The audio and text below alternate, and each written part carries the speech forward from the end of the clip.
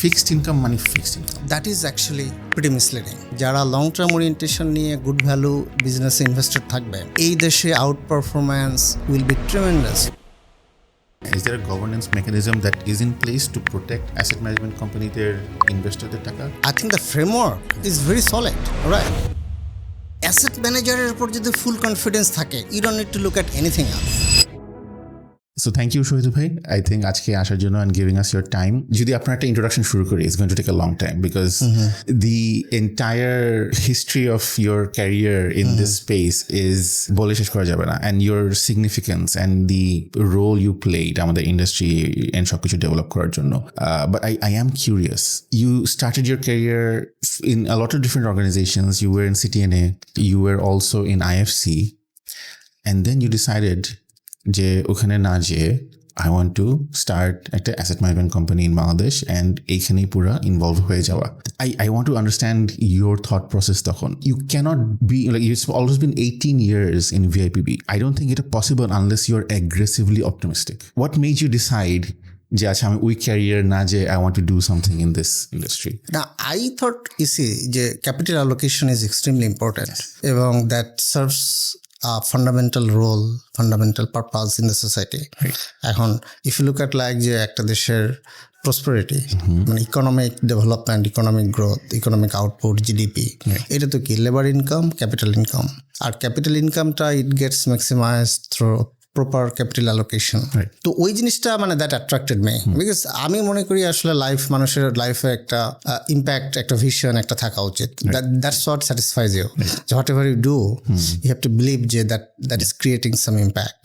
So আমি যখন even আইবিএতে থাকতেই আমার মধ্যে একটা মানে macro economics, overall economic value creation, এগুলোতে ইন্টারেস্ট ছিল। দেন সিএফএ পড়াশোনা করার পরে ওই ইন্টারেস্ট আরও শার্পেন হলো। And banking, I started my career মানে আফটার আইবিএ এমবিএ মানে ব্যাঙ্কিং এ that I didn't actually like, মানে too much operations day to day, মানে I was like thinker kind of person. হ্যাঁ, তখন আমি চিন্তা করলাম যে কী করা যায়। And then basically around 2007-8 I knew আমাদের কোম্পানির চেয়ারম্যান জিয়া ভাই, আর আইএফসিতে হি ওয়াজ মাই কলিগ। উনি একটা ভেঞ্চার ক্যাপিটাল কোম্পানি শুরু করলেন। দেন আই টোল্ড হিম যে আপনার ভেঞ্চার ক্যাপিটাল তো বাংলাদেশে ইট উইল টেক টাইম। হ্যাঁ, কারণ দেশে financial sector, reporting, financial reporting, governance অনেক ইস্যুজ আছে। তার আগে হয়তো একটা ক্যাপিটাল মার্কেট মানে রিলেটেড কিছু প্রোডাক্টের একটা মার্কেট হইতে পারে like mutual fund. So why don't you start asset management mutual fund business, যেটা আমি শুরু করতে পারি। Like 2008-9, right? I joined in 2008 ডিসেম্বরে। দেন উনি একটা কোম্পানি, আমরা একটা সাবসিডিয়ারি তৈরি করলাম, VIPB asset management company, subsidiary of that venture capital finance company. So VIPB was a subsidiary of Venture. Yeah, Venture Investment Partners Bangladesh Limited was the original company. Right. ওইটার subsidiary হচ্ছে VIPB asset management company. তো I actually joined VIPB asset management company before it was formed. So I joined, then we incorporated the company. We applied for the license. So we got the license sometimes I think around mid 2009, and then we got a sponsor for one of the funds, Southeast Bank. The first fund আমাদের শুরু করলাম আমরা 2011-তে। And which fund was that? Southeast Bank first mutual fund, একটা closed end mutual fund. তারপরে national life sponsor একটা fund করলাম, NLI mutual fund. That was in 2012। তো ফার্স্ট ফিউ ইয়ার্স আমাদের বেসিকলি দুইটা ফান্ডই ছিল, ক্লোজড এন্ড ফান্ডই ছিল। আমি personally I was quite a bit involved with CFA institute. Yes, you were the president there, I think. No, I was the president of CFA Society Bangladesh. But আমি basically I was a consultant for CFA institute USA. ওদের exam টিমে কাজ করতাম।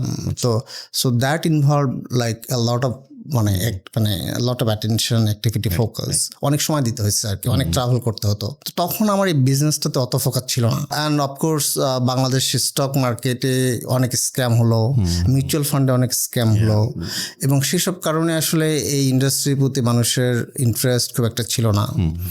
And then I thought যে তারপরে কোভিডের পরে last মানে তখন মনে করলাম আমি যে না, I should focus more on this মানে VIPB asset management company business. তো এখন I am almost entirely focused on this. Okay, মানে আমি যেটা বলতেছিলাম ভাই যে you have to be an optimist, right? এই মার্কেটে to come in and be an asset manager because there were so many negative stories, and as you said, there were way too many negatives compared to positives. Right. এটা হচ্ছে বিভিন্ন there were like cases on asset management companies যারা were not fulfilling their duties বা কিছু আর কি, but you stuck through it. Then you were optimistic যে হ্যাঁ, I think overall it will be better, and I think ওটা has been reflected in how you manage your company and how you run your company as well. And গত বছরে I think VIPB's fixed income fund gave the highest return among all the other fixed income funds. Actually, all mutual funds in the country. All mutual funds in the country, actually. And I want to dig a little bit deeper into আপনি কিভাবে, like your investment philosophy, right? How do you manage your approach towards fixed income fund versus growth fund? Well, last year VIPB fixed income fund was the best performing among perhaps all the mutual fund in the country. It doesn't actually mean much. কারণ একটা mutual fund কোনো এক বছর best performing হলো, it doesn't really matter. What matters? Long-term track record. We have seen mutual funds in the country last 17-18 বছরে কোনো এক বছরে they were the best performing. সে ফান্ডই নাই, সে asset management company doesn't exist anymore, right? So nobody should actually invest a particular fund looking at their 1 year performance, not even 2, 3, 4, 5 year performance. No, not at all. Because you see, in asset management company এখন like অনেক নতুন, therefore they haven't even completed the 5 years. Right. একটা particular pick ভালো হলো and then মানে এসে perform করলো, এবং একটা ম্যাক্রো কল ভালো হলো, that doesn't prove anything. হ্যাঁ, তো এখন this is a very unstable industry all over the world, because investment management you see মানে ফান্ড কামস, মানে ফান্ডস দে ডাই, এবং এই কারণে যেটা মানে what is more important is basically a long term orientation on the part of the fund managers and also on the part of the investors. তা না হলে হয় কি এখানে মানে যেটা হয় short term orientation actually মানে creates a lot of risk. And that's specifically true for growth funds, তাই না? কারণ মানে it's a much more volatile fund than income fund. So the growth fund কি একটা short term ভাবে দেখা? No, absolutely no ways, because growth fund mostly equity focused. Equity by definition long term. Fixed income relatively you can be short term oriented. But again, even proper fixed income calls are very long term. You take an interest rate cycle for a longer period of time. এর মাঝখানে ups and downs থাকবে, yield বাড়বে, yield কমবে. So investing by definition should be long term. If you are doing it for 6 months, for a year, then basically you are speculating. এটা investing না. True. I think going back to the question, যে আপনার income fund was actually the best performing mutual fund. It just happened. Secret is basically, you know what, ওই সময় আমরা the yield went really high. 12.7 to 12.8%. I thought that was really high. So we took position in some very long maturity government bonds.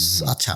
That is the number one factor by far. And then what we did basically, some equities were very underpriced. And আমাদের fixed income fund, unlike other fixed income funds, we have some equity allocations. Right. এখন ওই সময় আমাদের একটু বেশি ছিল, পরে we had brought it down to about right now around 12%, 10-11% right now. But আমরা will not take it above 25% because SEC new rule যেটা বলতেছে যে 25%. তো আমরা ওর মধ্যেই থাকবো. Right now we are 11-12%. তো আমরা যখন ফান্ডটা শুরু করলাম তখন সাম ইকুইটি ওয়াজ ভেরি আন্ডারপ্রাইসড, সেখান থেকে কিছুটা কন্ট্রিবিউশন আসছে, but by far the largest contribution is basically on our call on আপনার ইন্টারেস্ট রেট yield. আর এই ইন্টারেস্ট রেট মার্কেটে basically have been operating just like, আপনি হয়তো বলবেন যে লাস্ট 16 বছর ধরে you are managing, that's not the case. I was in the bank treasury like in from since like the year 2000. It's longer. Yeah.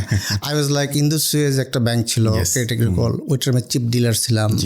I used to do like bond fixed income trading in 2003-04. সেটা একটা factor. So interest rate macro নিয়ে, as I said, have tremendous interest about government monetary fiscal policy, the central bank's balance sheet, the government treasury, এগুলো নিয়ে আমার interest ছিল. But having said that, as I said, again, 1 year performance of a fund, ultimately RCM only thing that matters, 3 things I would say: the integrity of the fund managers, investment philosophy, and তাদের হচ্ছে knowledge and understanding. You need all 3. এগুলোর একটা, especially if you don't have integrity, then basically the issue is কি ভাই, let's say আমি একজন investor আসলাম, এই তিনটা জিনিস না জাজ করা খুব ডিফিকাল্ট, বিকজ আই ক্যান জাজ নাম্বারস। এই জন্যই যেটা হয় যে অনেক ইনভেস্টররা খালি দেখে যে রিটার্ন কত, তাই না, যে কত রিটার্ন দিছে। হাউ ডু আই জাজ the integrity of a fund manager, how do I জাজ দেয়ার ইনভেস্টমেন্ট ফিলসফি। এই জিনিসগুলো একটা নতুন ইনভেস্টর যদি আসে and I'm trying to select an AMC, and your advice is যে এগুলো দেখো, but how should I do that? I think investors should do research on the key persons of the company. তাদেরকে study করতে হবে। এবং আর একটা জিনিস যেটা ইম্পর্টেন্ট সেটা হচ্ছে যে I think they should talk to the fund managers as well. Directly কথা বলা উচিত। হ্যাঁ, কথা বললে আই থিঙ্ক মানুষ তো মানে we human being, if you talk to somebody you get a lot of signals from the conversation.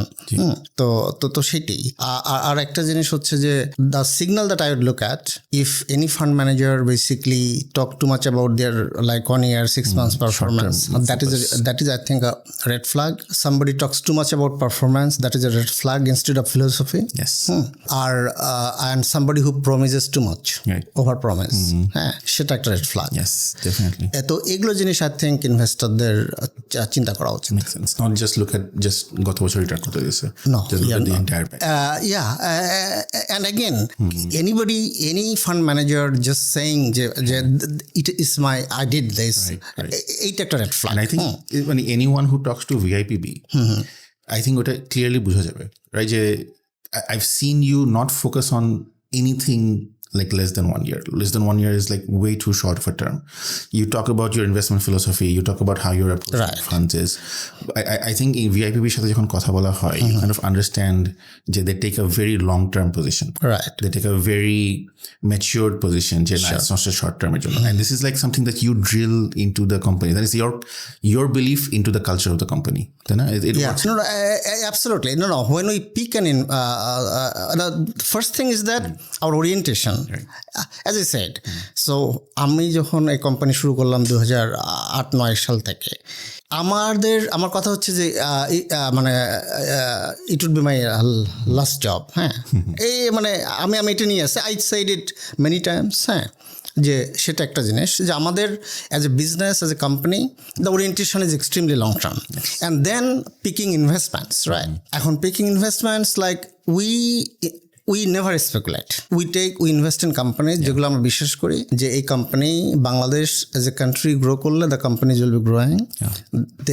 The company has good governance and competitive advantage, and of course we look at the price at which we buy the stocks. So these are the things that we look at. আর Bangladesh market যেহেতু extremely mispriced, very inefficient, এখানে যেটা হবে যে if you are following that philosophy, you will be underperforming the market for a long period of time. Right. You might be, but over long run, I tell you, over long run, only thing that matters is fundamentals. Yes. In the short run, your philosophy, like Warren Buffett, he যখন আপনার tech bubble was happening, he was underperforming the market for many years, but he never deviated from his philosophy, his understanding. You got to invest in the businesses that you really understand. Right. এবং যেটা মনে করেন যে you are purchasing the stock with some margin of safety, তার fair value হচ্ছে কমে আপনি কিনতে পারতেছেন, and you wait patiently. এখন আমাদের যদি if you look at our long term track record, আমাদের প্রথম ফান্ড যেটা বললাম 2011 সাল থেকে, এই ফান্ড অনেকবার আন্ডার পারফর্ম করছে, অনেকবার outperform করছে, but with that philosophy, in the long run you are definitely going to beat the market, and that we did. And I'm pretty sure এই philosophy নিয়ে যারা আছে Bangladesh market is so mispriced, যারা long term orientation নিয়ে good value business investor থাকবে, এই দেশে outperformance will be tremendous for many years. সারা দুনিয়াতে আপনি আমেরিকা দেখেন, 95% mutual fund underperform the market because ফিটি আছে। আমাদের এখানে কিন্তু you might find at least a couple of fund managers, হ্যাঁ, 2-3টা আছে কন্টিনিউয়াসলি তারা ভালো করতেছে। You look at our track record over like 15-16 years. আমাদের ফান্ডে যদি আপনি total return cost tremendous outperformance compare to DSC. এইটা ইটস নট অনলি আস যারা এই ফিলোসফি হোল্ড করে, আমার ধারণা some of them are going to beat the market consistently for many years just because এই লেভেলের মিসপ্রাইসিং অন্যদের, that's a tremendous opportunity. I think that answers your other question why I am so optimistic. কারণ আমাদের দেশে তো এই কাজটা properly কেউ করতেছে না। এটা তো basically When you say mispriced, you mean underpriced? underpriced and overpriced as well. Mispriced মানে there are like বাংলাদেশে there are a lot of junk complete মানে যেগুলো ব্যবসা কোনো ভ্যালু ডিজার্ভ করে না সেগুলো ট্রিমেন্ডাসলি overpriced. আবার there are মানে there are few not many good companies যেগুলো ট্রিমেন্ডাসলি আন্ডারপ্রাইসড। এর ফলে হবে কি? এর ফলে হবে যদি if you're invested in good companies underpriced, then as I said in the long run প্রতিটি কোম্পানি তার ভ্যালু এবং প্রাইস কনভার্জেন্স হবেই। এই কনভার্জেন্সে যেটা হবে you will do better than the average market average. মানে I think one of the conditions যে হ্যাঁ overall long term convergence হবে, I think one of the conditions is something that you write about a lot is governance আসতে হবে, Right. better governance. এই যে Sure. এত junk share যে overpriced হয়ে যায়, lack of governance. রাইট এই গভর্নেন্সটা has to come, right? Sure. It has to come and make the market and integrate itself into the market, and একটা overnight হবে না, but it will have to play its part in the long term. And do you see and you are optimistic about that happening? Yeah, I think yeah, it has to. Ultimately, in the long run, only companies that are well governed they survive. And for the country to survive, for the country governance has to improve. The rule of law has to improve. হ্যাঁ, এগুলো নিয়ে আমাদের we had tremendous frustration, but we also had some faith about the people of this country. Right. যে the country will sort it out, right? আমার ধারণা a lot of things are getting sorted out. এবং country level governance, I'm sure rule of law governance will improve gradually. হয়তো not as fast as we would expect it to happen. কারণ but we are very likely to get there. হ্যাঁ, এবং সেটা country governance and company লেভেলের governance. তা company তো এসে আমাদের দেশে গভর্নেন্সের কোম্পানি লেভেলের গভর্নেন্সের প্রবলেমটা কোথা থেকে শুরু হয়েছে? কান্ট্রি লেভেলে গভর্নেন্স ছিল না বলে, because the country allowed banks to be looted. And then what happened? অনেক company instead of creating value they decided যে না আমরা ব্যাংক থেকে টাকা নিয়ে টাকা ফেরত দেবো না, ব্যাংক লুট করবো। তো এখন এই কারণে আসলে কান্ট্রি গভর্নেন্সটা আসাটা এক্সট্রিমলি ইম্পর্ট্যান্ট। আমার ধারণা সেই দিক থেকে দের আর সাম ডেভেলপমেন্ট। কারণ যে পরিমাণ ক্ষতি হয়ে গেছে বাংলাদেশ ব্যাংকিং সেক্টরে, এখন তো মানে দের ইজ নো ওয়ে, মানে if the governance is not sorted out financial সেক্টরে, ব্যাংকিং সেক্টরে, তাহলে পরে তো দ্য কান্ট্রি ওন্ট সার্ভাইভ। তো যেহেতু আমাদের survival question, that will be sorted out. And financial sector bank যদি আপনার প্রুডেন্ট হয় ইন টার্মস অফ কাকে টাকা দিবে কাকে টাকা দিবে না, তাহলে you'll see corporate governance will definitely follow. হ্যাঁ, অ্যান্ড তখন হয়তো এখন আমরা যেগুলো কোম্পানিতে ইনভেস্ট করতেছি, যারা গভর্নেন্সের ভ্যালু নিজে থেকে বুঝছে অল্প কয়েকটা কোম্পানি, এরপরে কিন্তু বাধ্য হয়ে গভর্নেন্সের ভ্যালু বুঝতে হবে অনেক কোম্পানি। এই কারণে হয়তো হোপফুলি গোয়িং ফরওয়ার্ড যে আপনার মানে আমাদের ইনভেস্টমেন্টের যে মানে পোটেনশিয়াল ইনভেস্টমেন্টের সংখ্যা হয়তো মানে অনেক কোম্পানি হয়তো আমরা ইনভেস্ট করতে পারবো, যেটা আমরা এতদিন পারিনি। আর মানুষ তো শিখে ভাই। ইসি banks are also learning proper credit ডিসিপ্লিনের ভ্যালুটা কোথায়। এখানে companies are also learning, investment professionals are learning, and investors learning is extremely important. Most important হচ্ছে ইনভেস্টার্স লার্নিং। কারণ বাংলাদেশ ডিপোজিটরদের যদি প্রপার লার্নিংটা যদি থাকতো, তাহলে পরে কিন্তু মানে তাদের এই ব্যাড যে এক্সপিরিয়েন্সটা নিতে হতো না। Only good banks would be growing and doing well, and দেশের এই বড় ডিজাস্টারটা হতো না। এবং সেম এখানে ক্যাপিটাল মার্কেট ইনভেস্টার্স যারা স্পেকুলেট করতেছে, যারা জাংশিয়ান নিয়ে পেছনে আছে, I have no doubt all of them will burn their fingers, and that has been the case. হ্যাঁ, স্পেকুলেটার্স যারা কোম্পানি ফান্ডামেন্টালস নাই, সেই সমস্ত কোম্পানি যারা চেস করে, বেসিকলি তারা করতেছে কি, তারা আপনার ট্র্যাপে পা দিচ্ছে, এবং এগুলো ট্র্যাপ ক্রিয়েট করতেছে মানে some people with very bad intention. এবং এগুলো কোনো সাস্টেইনেবল কোনো ইনভেস্টিং না, বা মানে আর স্পেকুলেশন হয় কি, আমাদের দেশে স্পেকুলেশনস ইজ এক্সট্রিমলি রিস্কি। আপনি যদি একটা কোম্পানি কিছু ভ্যালু থাকে, সেইটার স্পেকুলেট করলে হয়তো আপনি আর কত লুজ করবেন, কিন্তু যে কোম্পানির কোনো ভ্যালুই নাই সেটাতে স্পেকুলেট করলে potentially you lose everything. And we have quite many such companies in our country. এখন কারেন্ট এসিসি চেয়ারম্যান সাহেব বলতেছিলেন যে আসার পরে উনি কিছু কোম্পানি ডিলিস্ট করবেন, হোপফুলি ওনারা করবেন, Allah let's say. And this is one of the most common questions আসে তাই না, যে I don't know if you face the same thing, যখন একটা ইনভেস্টারের সাথে কথা বলেন যে they are very skeptical, ওরা খুবই skeptical থাকে যে আচ্ছা অ্যাসেট ম্যানেজমেন্ট কোম্পানিকে আমার টাকা নিয়ে চলে যাবে কিনা, আমার টাকা পুরো হারাই ফেলবো কিনা, because they have seen what's happening, মানে ব্যাংকস কি হয়েছে কি হয়েছে, and they have the same questions. And is there like a governance mechanism, আপনি কীভাবে এক্সপ্লেন করে যে হ্যাঁ, is there a governance mechanism that is in place to protect asset management company, their investor, the taka, the role of the custodian, the role of the trustee? There has been a framework created, Yeah. Is that something jeta is effective? Like, is that something jeta can be improved as well? I think the framework is very solid, right? এখানে mutual ফান্ডের asset থাকবে under the custodian, right? There will be a trustee যারা যারা fund ম্যানেজারের activities monitor করবে, তাই না জিনিসটা?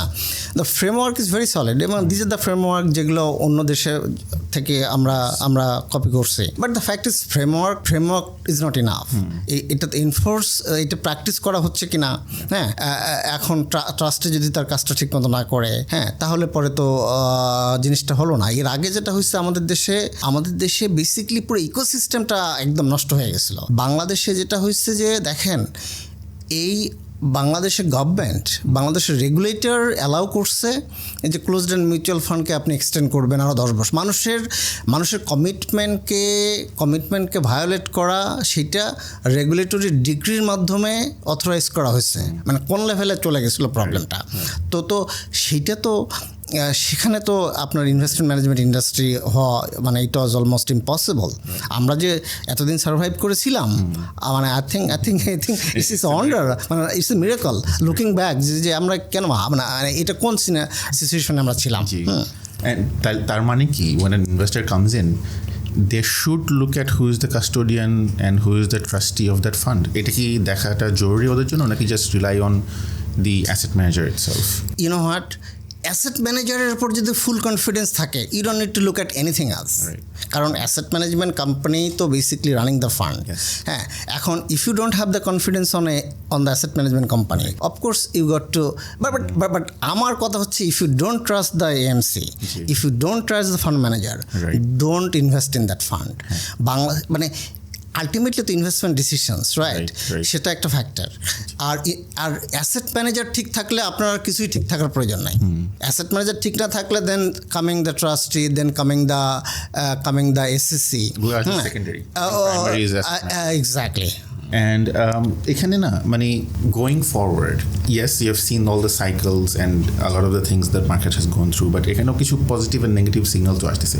I think one of those signals is that 4% interest cap, যেটা recently বলা হচ্ছে, right? And it will force banks to deploy capital more conservatively. And even for the last 1 year, there was a lot of positive enthusiasm about the capital market. Election শেষ হলো, সবাই like হ্যাঁ এখন ভালো হবে, হঠাৎ করে যুদ্ধ লেগে গেলো, তারপর আবার একটু যুদ্ধটা ডাই ডাউন করলো, আবার ক্যাপিটাল মার্কেট আসছে, আবার এখন এটা আসছে। ইট সিমস লাইক যে কিছু না কিছু আসতেই আছে। But are you still, what's your speculation going forward? Would the capital market perform as expected, নাকি are you seeing another bull বা বেয়ার রান? না, আমার ভাই মার্কেট নিয়ে আমার কোনো প্রেডিকশন নাই, because market can be driven by many factors. Market পারফরমেন্সের মধ্যে এখানে human psychology, herd behaviour, there are lot of factors. হ্যাঁ, এখন কথা হচ্ছে, আর আমাদের দেশে মার্কেট নিয়ে আরও বেশি prediction difficult, because as I said there are many companies আমাদের দেশে লিস্টেড, যেগুলো লিস্টেড হওয়া উচিত ছিল না। হ্যাঁ, এখন সেগুলো নিয়ে কে স্পেকুলেট করবে, সেগুলো বাড়বে না কমবে, সেগুলোর ইম্প্যাক্ট ইন্ডেক্স আসবে কীভাবে, এইটা নিয়ে I won't make any prediction on the market. হ্যাঁ, but our prediction is that যে Bangladesh economy hopefully will turn around, because it has been really bad for some time. And economic turn around হলে যেটা হবে, good companies তাদের profit growth থাকবে, and then ওই সমস্ত investors will benefit from investing this companies. And with that expectation আমরা যে ইকুইটিতে invest করতেছি, বিকজ উই বিলিভ যে না, yes, this are the companies have value, এবং এগুলোর গ্রোথ পোটেনশিয়ালিটি আছে। তো সেইটাই এখন ওভারঅল মার্কেট নিয়ে আমার কোনো প্রেডিকশন নেই। But you have to have prediction about at least interest rates. Yeah. Interest rates নিয়ে আপনাদের একটা Interest rate in our expectation is that interest rates এই cycle it has been high for some time. It has been high for a long time. এখন এইটা আমার ধারণা এটা হয়তো ড্রাস্টিক্যালি না কমলেও এখন তো গ্রাজুয়ালি কিছুটা কমবে, বা এখন যে লেভেলে এই লেভেলে হয়তো বা এরকমই বা কিছুটা কমার একটা চান্স আমি দেখি। But again it all depends central bank balance sheet কী পরিমাণ মানি প্রিন্টিং হয়, তার উপরে এগুলো একটা ফ্যাক্টর আছে। গভর্নমেন্ট বরোয়িং কতটা হয় and how that borrowing is financed. এটা কি সেন্ট্রাল ব্যাংকের মানি প্রিন্টিংয়ের মাধ্যমে হয়? সেন্ট্রাল ব্যাংকের money printing like central bank doesn't have to buy government bond. এখন সেন্ট্রাল ব্যাংক যদি a lot of money printing করে যদি ব্যাংকগুলোর আপনার লোন রিফাইন্যান্সিং বা এ ধরনের স্কিম করে বা বিভিন্ন উইক ব্যাংকে টাকা দেয়, সেই টাকাগুলো যদি ইভেনচুয়ালি গভর্নমেন্ট বন্ডে ইনভেস্টেড হয়, তো এগুলো জিনিস তো ইনফ্লেশনারি, রাইট? এবং সেখান থেকে ইন্টারেস্ট রেট কমা তো difficult. But still I think যে interest rate has been pretty high for some time. এটা হয়তো এখন একটু এই লেভেলে একটু লোয়ার লেভেলে হয়তো সেটেল করবে। Understood. You mentioned something that I want to go back to a little, and I think there was some discussion on this যখন last year ছিল, but we mentioned a bit about the VIPB fixed income fund. Right. Now regulation allows যে এটা capital মার্কেটে একটা percentage invest করতে পারবে, and at the end of the day it's about giving investors return. Right. তাই না? যে if regulation allows my fixed income fund to invest in some capital market, and you see that there are some very good shares which are very underpriced, I will take that risk to give a high return to my risk বলতেছি, but the risk itself is lower because there's a very lower priced underpriced shares, and it করলে এটা আমি return পাবোই, and you take that call, and the other philosophy is যে fixed income মানে fixed income. That is actually pretty misleading. Okay. I tell you why. কারণ যারা 100% fixed income invest করতেছে, what they're doing, they are investing in long-term government bond, and government bond of course the price fluctuates. It's not that if you do proper mark-to-market accounting, একটা mutual ফান্ডের liabilities হচ্ছে ইনভেস্টরদের টাকা, তার লাইবিলিটির effective duration হচ্ছে একদিন। Investors can take all your money tomorrow, right? And with that money you are investing in 15-20 years government bond, so you are running a risk. So fixed income fund is risk free. এটা একটা মিথ্যা কথা, right? এখন সেখানে আমরা that is a risk, and আমরা যদি একটা স্মল অ্যালোকেশন ইকুইটিতে দেই, that of course increases the risk. এখন ইকুইটি অ্যালোকেশন আমরা as a set we made it a case as a already told you যে এটা আমরা 25% বেশি যাব না। Right now we are about 11-12, depending on the attractiveness of equity. As you said underpriced stock যদি আরও under priced হয়, ওই অ্যালোকেশনটা হয়তো 11-12 থেকে আমরা 25%, এর বেশি যাব না, বিকজ এর বেশি গেলে ফান্ডের ভোলাটিলিটি বাড়ে, but having said that fixed income fund itself is not fully risk free. It's not risk free. It has মানে ফান্ডের NAV বাড়তে পারে কমতে পারে depending on the interest rate movements, yield movements, right? With that আমরা যদি ইকুইটিতে exposure দেই, that perhaps add a bit of volatility. But আমরা বিশ্বাস করি, as I said, in the long run what matters, আমরা তো we don't মানে encourage people to invest in our fund for overnight or for we are ready to redeem any money tomorrow, but we encourage investors যারা long term oriented তারাই আমাদের ফান্ডে আসুক। এখন if they have long term orientation and underpriced equity has definitely more upside than fixed income, তো সেখান তাদের মধ্যে মোস্ট আন্ডার প্রাইস যদি 2-3টা স্টকে আমরা একটু পজিশন নেই, that basically enhances investors return. So you're looking at the risk of those underpriced assets as the same class of risk যেটা একটা fixed income থাকতে পারে. It's like a খুব significantly volatile. Exactly, significantly volatile না। If you buy some of the stock extremely underpriced, সেগুলো 15-20 years government বন্ডের চেয়ে কিন্তু ভোলাটাইল খুব একটা বেশি হবে না। আর কিছু কিছু সময় হয়তো দেখবেন যে একটু ভোলাটাইলিটি কমাইতেও পারে, বিকজ আপনার ফিক্সড ইনকাম ইল্ড হয়তো বেড়ে গেল। এর অর্থ এই না যে আপনার সাথে সাথে আপনার ওই ইকুইটিও যে ক্র্যাশ, বিকজ আমাদের মার্কেট তো is very inefficient market, right? তো সুতরাং বাট জেনারেলি ইকুইটি অ্যালোকেশন ফান্ডের ভোলাটিলিটি এটা বাড়াবে, এবং ওইটুকু বাড়ানোর জন্য I think it is definitely acceptable. তখন কি এটা মোর লাইক আ ব্যালেন্স ফান্ড হয়ে যাচ্ছে? না, balanced is like at hot level of balance. We have a fund call balance fund. ওইটাতে আমরা বেসিক্যালি 60, টিপিক্যালি গ্লোবালি বলে কি 60-40, 60% ইকুইটি, 40% বন্ড হচ্ছে ব্যালেন্স ফান্ড। তো এখন একটা ফান্ড যেটা 15% ইকুইটি, ওইটাকে আই থিঙ্ক ওই it's not balanced. Balance generally বলা হয় 60-40।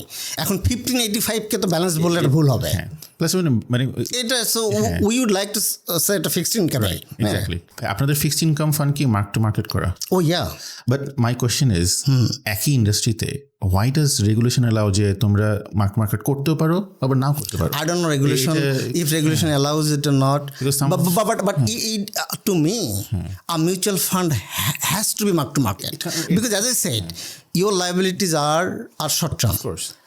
তো এখন যদি মানে what value you will give to your investor tomorrow, যে ভ্যালুটা আমি কালকে দিতে পারবো সেই ভ্যালুটাই আমি রিপোর্ট করবো, রাইট? তাই না জিনিসটা? If you are not marking to market of your asset, তাহলে তো এটা একটা মিসরিপ্রেজেন্টেশন হয়ে গেল। It's a misrepresentation more for the investors. আমি তো অ্যাপলস পাচ্ছি না, রাইট? আমি দেখতেছি যে 2টা ফিক্সড ইনকাম ফান্ড, আমি কিন্তু as a average investor I have no idea about market. আমি দেখতেছি যে একজন এইভাবে করতেছে, মানে একজন এটা রিটার্ন বলতেছে, একজন এটা রিটার্ন বলতেছে, কিন্তু একজন একটা মার্ক টু মার্কেট, একজন একটা মার্ক টু মার্কেট না। এটা কিন্তু জেনারেল ইনভেস্টাররা বুঝে না, এটা globally I would be very surprise to find any other country যারা এই কাজটা। Mutual fund, capital market instruments by definitions have to be mark to market. হ্যাঁ, এখনকার দুনিয়াতে মানে যদি থাকে দেয়ার উড বি সাম মানে রেয়ার এক্সেপশনস, বাট এটা মার্ক টু মার্কেটে হওয়া উচিত।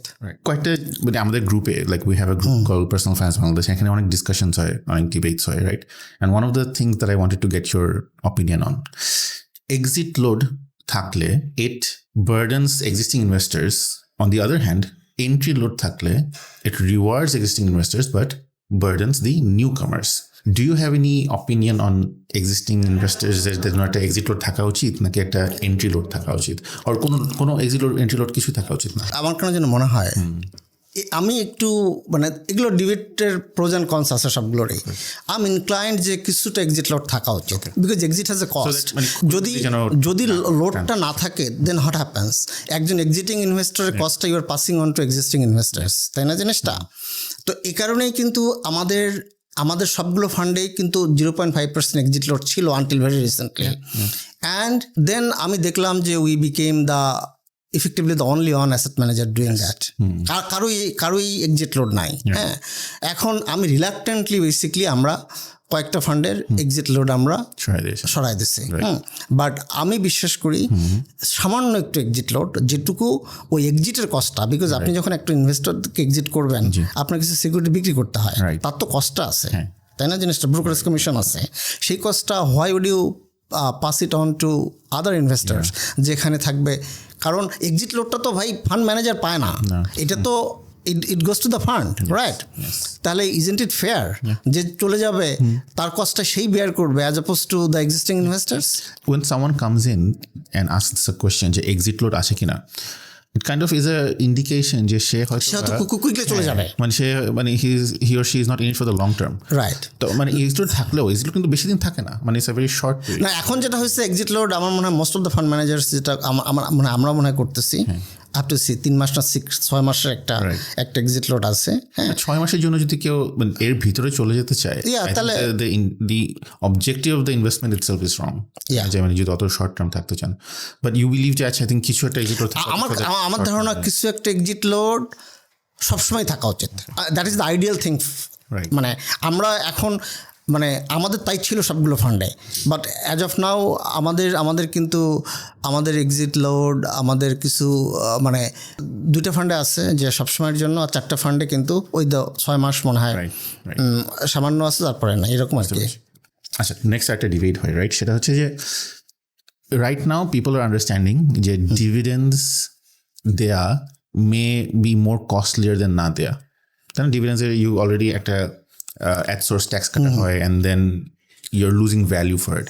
But if that's true, then why is dividends mandatory for so many funds?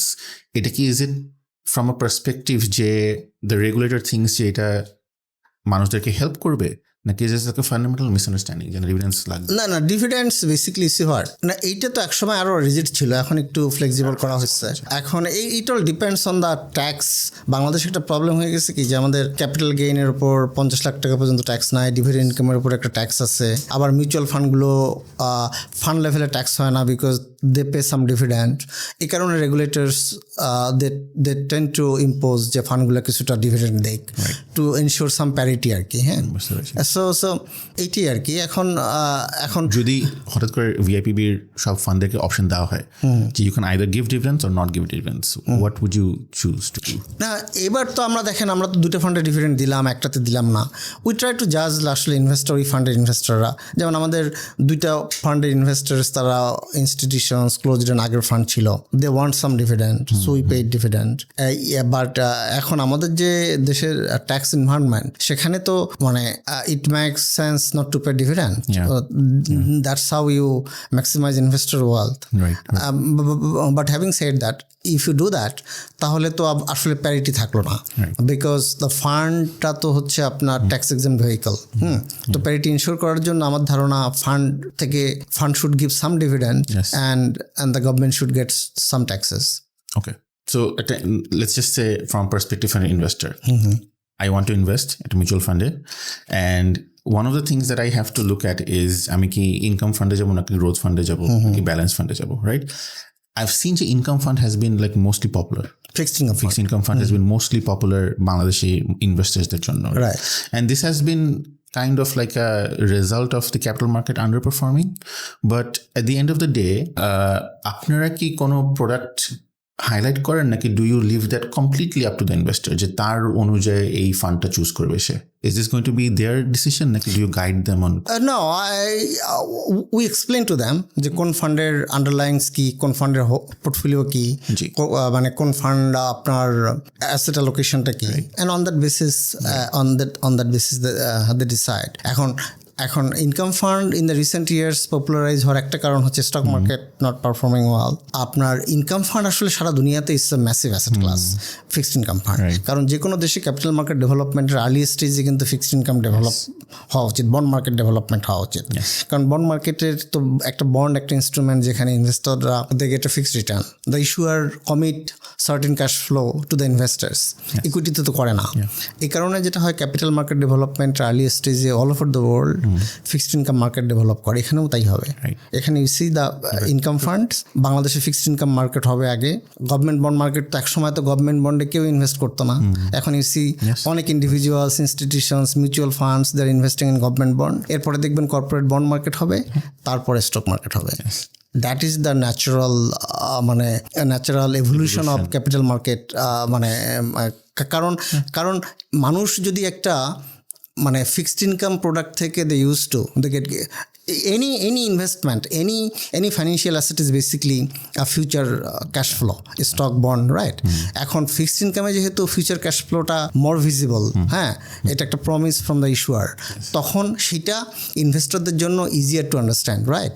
এই কারণে যেহেতু আমাদের দেশের market early stage of development, investors are not sophisticated, so fixed income মার্কেটটা এখানে আগে ডেভেলপ হওয়া উচিত। এই কারণেই বন্ড মার্কেটের ডেভেলপমেন্টটা হবে, এটা হচ্ছিল না বহু বছর। কিন্তু আপনার গভর্নমেন্ট বন্ডে ইন্ডিভিজুয়াল ছিল না, শুধু ব্যাংকরা এসএলআর এর জন্য ইনভেস্ট করতো বা ব্যাংকরা হয়তো কিছু ডিসক্রিপশনারি ইনভেস্ট করতো, ইন্স্যুরেন্স কিছু করতো, এর বাইরে কিছুই ছিল না। এখন you see a lot of corporates doing, individuals doing, mutual funds doing.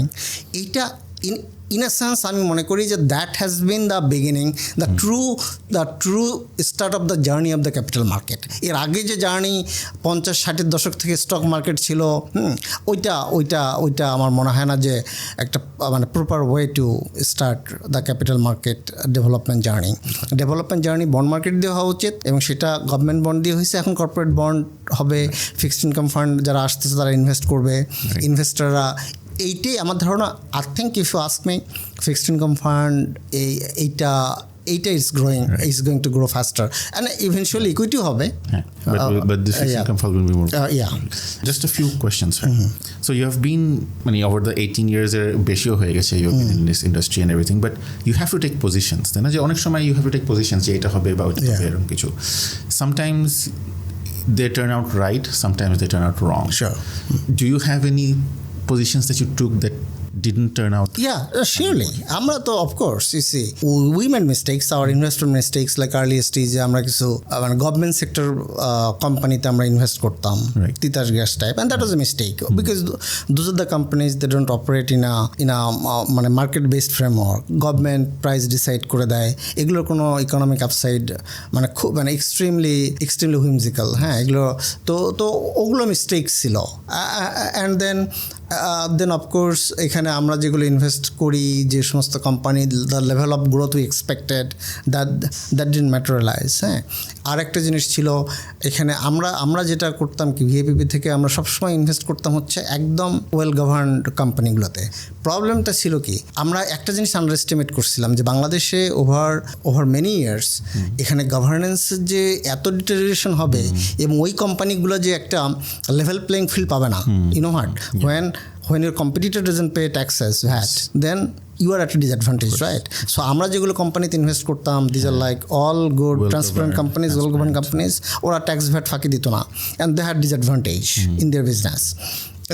তো সেখানে সেটার কারণে আমাদের উই আন্ডার মানে ওই those investment didn't perform well, but again that outweighed big time by the fact এই ফিলোসফি যে you only invest in good businesses, that paid off, and that's why like you look at 15-16 years track record আমাদের fund যেগুলো, হ্যাঁ, সেগুলো significantly কিন্তু মার্কেটকে out perform করছে, তাই না? জিনিসটা টোটাল রিটার্ন আমরা আবার we don't compare like price return with no, we don't do that.